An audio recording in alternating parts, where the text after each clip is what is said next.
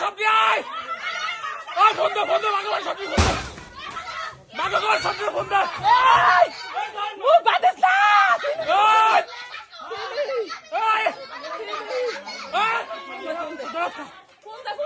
বুলন্দা বুলন্দা সবজি বুলন্দা মাগো সবজি বুলন্দা মরুন ওর মাইরা তুই মাইরা তুই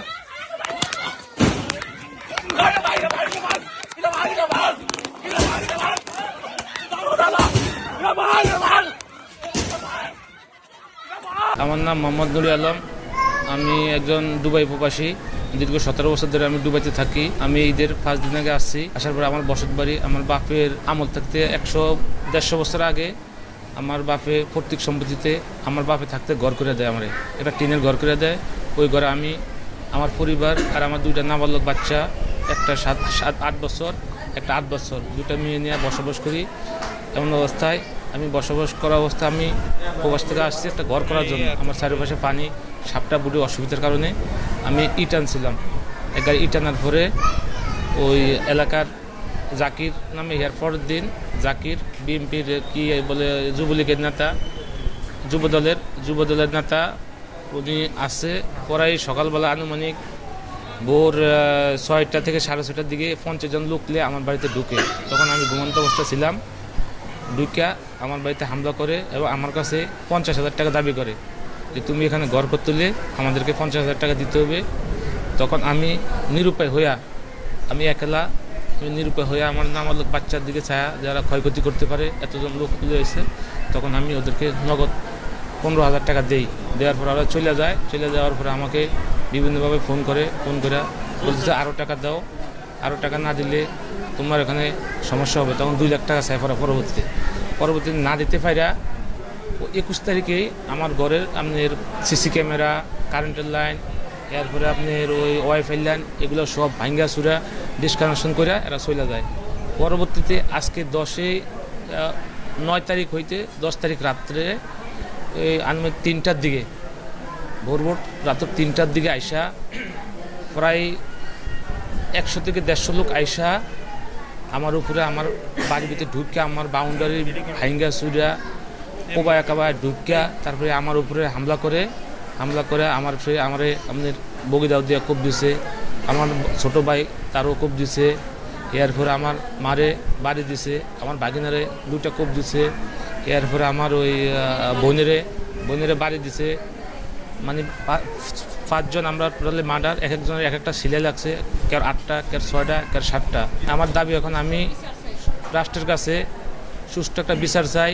তারাই বিএনপির প্রভাব দেখা বলতেছে জাকির বিএনপির যুব দলের নেতা, এ দাবি করে হ্যাঁ অনেক কিছু করতে পারবে, 500 লোক আনতে পারবে। হ্যাঁ আমার এরপরে আলমগীর হাজির ফার্মে মামুন চাকরি করে, আজিজফার ফার্মে এই পাওয়ার দেখা বিএনপির পাওয়ার দেখা তারপরে এই লোকজন লয়া 200 লোকজন লয়া আমার বাড়িতে রাত 3টা বাজে এই হামলা করে। এই হামলায় আমি রাষ্ট্রের কাছে সুস্থ বিচার চাই। ডক্টর ইউনূসের কাছে, আমি একজন প্রবাসী রেমিটেন্স যোদ্ধা, আমি ডক্টর ইউনূসের কাছে হাত জোর করে আমি সুস্থ বিচার চাই। আমাদেরকে গতকালকে মামুন, জাকির, অলি, কালাম, তারপর মোহাম্মদ আলী এরা আয়সা আমাদেরকে ঘরের ভিতরে হামলা দিয়ে আমাদেরকে কুবিয়ে মারধর করে আমাদের টাকা পয়সা, তারপরে হাতের রুলি জিনিস এগুলো নিয়ে ছিনতাই করে আমাদেরকে মারধর করে আমাদের কাছ থেকে নিয়ে গেছে এবং আমার বড় ভাইকে কুপিয়ে আমাকে কুপিয়ে তারপরে এগুলো নিয়ে চলে গেছে। আর তারা বলতেছে তাদের জমি আমাদের দাদার আমার বাবার পৈতৃক সম্পত্তিতে আমরা ঘর করেছি এবং থাকতেছি। আমরা প্রায় 100 বছর ধরে ওই জমি আমরা ভোগ করতেছি, খাইতেছি।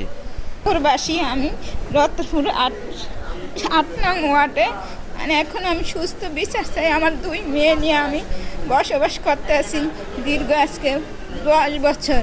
এখন আমার স্বামী আইছে, এখন আমি ঘর বাড়ি করুম, সেই জন্য আমার ঘর বাড়ি করতে দেয় না। এখন আমার স্বামীকে 5 জনকে হত্যা করছে, এই জন্য আমি সাদা চাই আমার কাছে যে সাদা অলরেডি 15,000 টাকা দেওয়া হয়েছে। তারপরে এখন আর বাকি সাদা দেই না দেখি, তারপরে আইসে আমার এই ঘটনা ঘটেছে। আমার স্বামীকে অনেক মারধর করছে। আমি সুস্থ বিচার চাই যে। মূলত কিছুই না, এলাকা ভিত্তিক একজন মাস্তান সাজ্জাকর আইসা এর থেকে প্রবাসী থেকে আইসে, এর থেকে বড় অঙ্কের টাকা আছে, লোভে পড়ছে, লোভে পড়িয়া মাউনের লগে ষড়যন্ত্র করিয়া এগুলা কাজ কাম করলে চলিয়ে দিত। আরও 2-3 বার আইছিল বাইরের থেকে, হ্যাঁ এর নামে এই লুটফাটের মামলা টুমলা দিয়ে এরে সময় কাটাইছে, চলে গেছে। এখন আবার আইছে, এখনও সেই ঘটনা ঘটে দিছে আবার। ঠিক আছে, যুবদলের নেতা সে দাবি করছে তাদের জি তার কোনো কাগজ কলমে জমি নাই। যদি জমি থাকতো এটা তো কোর্টে মামলা চলে, সে কোর্টে কোর্টে বুঝবো। এখানে তো আইনের হাতে তো কেউরে আপনার অস্ত্র তুলে দেয় না। হ্যাঁ গত রাত্রে আপনার 50 থেকে 100 জন লোক নিয়ে এগুলো হামলা করছে। এটা হ্যাঁ, প্রবাসী লোকের সাথে যে বিষয়টা হয়েছে, ঝামেলাটা হয়েছে, আসলে ওনারা, আমি যতটুকু জানি যে আমি এলাম, আমার বাসা হলো ইউনিয়নে পূর্ব ইলিশা। আমার আত্মীয় স্বজন আমাকে ফোন দিছে, ফোন দেওয়ার পর আমি যতটুকু দেখছি, আসছি থানায় আসার পরে আমি ওসি সাহেবের সাথে কথা বলি। ওসি সাহেবের কথা বলার পরে আপনার হলো কিছু নাম, আমাদের যুবদলের কিছু নাম আমি শুনতে পাই, যে মধ্য রতনপুরের যুবদলের মোহাম্মদ জাকির, তারপরে স্বেচ্ছাসেবক দলের মোহাম্মদ মামুন, এরা আমাদের বিএনপির লোক, যুবদলের লোক। বিষয়টা হলো যে এরকম, যে আসলে এরা এরকম কেন করবে, এই বিষয়টা আমরা, একজন বিএনপি আমাদের এখনও ক্ষমতায় আসে না, তাই না? এখন আমাদের সামনে অনেক দৌড়াইতে হবে, আমাদের ভালো পজিশন করতে হবে, ভালো পজিশনভাবে চলতে হবে। আমরা বদনাম কেন কামাই করব? হ্যাঁ, আমি আমাদের সিনিয়র নেতাকর্মীদের উদ্দেশ্যে বলতে চাই যে আসলে এই বিষয়টা, যে জাকির আর হলো মামুন, যে গতকালকে রাত্রে এই বিষয়টা যে ঘটাইছে, এদের আমি চাই যে দলের বিভিন্ন রকমের বদনাম হইতেছে, আমি চাই যে তারা এই বিষয়টা ভেবেচিন্তে, হ্যাঁ, তদন্ত করে এই বিষয়টা তারা বিচার করুক। তবেই জড়িত না, এটা আমার এলাকা। উভয়ই যে যারা এই অভিযোগটা করছে সম্পূর্ণ মিথ্যা, ভিত্তিহীন। কারণ আমি আমার এলাকায় কাজ করি জনগণের জন্য, কিন্তু আমি যেখানে ঢুকি সেখানে আমার সাথে 10 জন 15 জন 20 জন যাবেই, কিন্তু আমার কোনো মারামারির উদ্দেশ্য কোনো কিছু নেই। আমি যেদিন গতকালকে রাত্রে যে ভোররাত্রে যে ঘটনাটা, সেটাও আমাকে এলাকার যে স্থানীয় ব্যক্তিগণ তারা আমাকে বাসা থেকে ডেকে নিয়ে আসছে।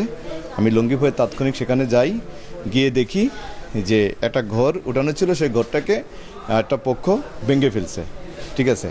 কিন্তু তারা আমাকে মিথ্যাভাবে দায়ী করতেছে। আসলে আমি এই ঘটনায় কোনো জড়িত না। এটা যদি কোনো প্রমাণ থাকে তাহলে আমি আমার শাস্তি মাথা পেতে নেব। এটা সম্পূর্ণ মিথ্যা, কারণ আমার এলাকার মানুষের জন্য আমি কাজ করি। যদি সেরকম কোনো প্রমাণ থাকে তাহলে আমি সে শাস্তি নেব। এটা আসলেই এলাকার যেই মুখোশধারী কিছু লোক ছিল তাদেরকে শনাক্ত করা হোক। আমিও এটার বিচার চাই, যে কারা আসলে হামলাটা করছে তাদের বিচারটা হোক। কিন্তু মূল বিষয়টা হলো জমি জমা নিয়ে উভয়ের সাথে, যে মামুন প্লাস নূরে আলম দুজনই আত্মীয় স্বজন, তাদের জমি আমরা এলাকার, আমাদেরও উভয়ের দুজনে আত্মীয়, কিন্তু একটা পক্ষ আমাকে এটার ভিতরে জড়িত করতে চায়। আসলে আমি জড়িত না। এখন আমি স্পষ্ট কথা বলতে গেলে একটা পক্ষ আমাকে দায়ী করে, কিন্তু আমি উভয়ের শান্তি চাই। আমরা প্রাথমিক অভিযোগ পেয়েছি, আমরা প্রাথমিকভাবে অনুসন্ধান করে আমরা আইনানুগ ব্যবস্থা গ্রহণ করব। যে কোনো ধরনেরই হামলা বা সংঘর্ষের ঘটনায় যারাই দোষী হবে না কেন তাদের বিরুদ্ধে আমরা কঠোর আইনানুগ ব্যবস্থা গ্রহণ করব এবং দোষীদেরকে আদালতে বিচারের সুপর্দ করার ব্যবস্থা করব।